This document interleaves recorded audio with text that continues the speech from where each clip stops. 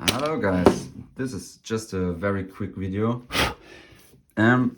I took a point and shoot camera to Berlin and the film wasn't full, so I took like 12 pictures, I wrote it on there, and after that I gave that camera to a couple of friends of mine because they went on vacation.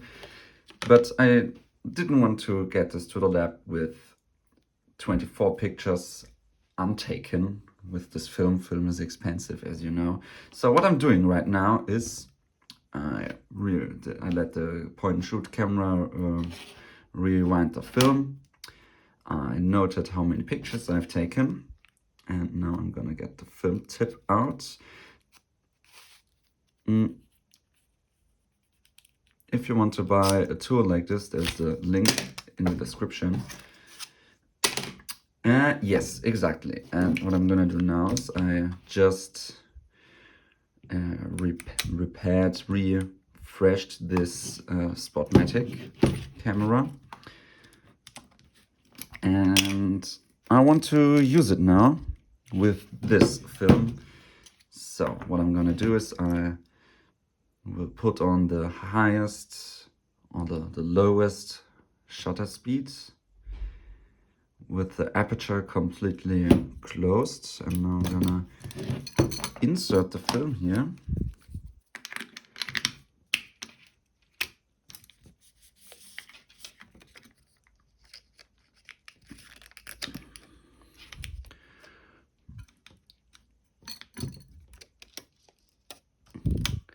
Oh, that was not right. Or was it?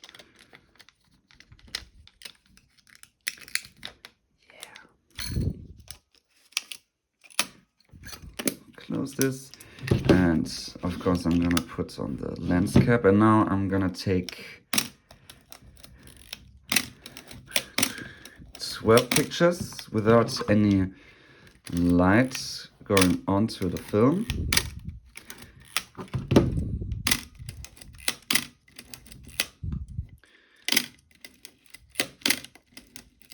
Of course you can do this in the dark, it would be a bit more professional.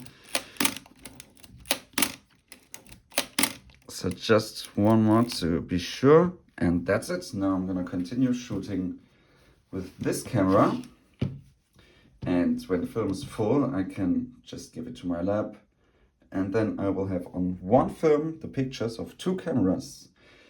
Yeah. I hope you can do something with this information. Just what I wanted to tell you is like choose the highest shutter speed and the biggest number of aperture, that nothing goes onto your film, and of course in the best case do it in the dark or in like a light type bag, something like this. Yeah, that's it. See you guys.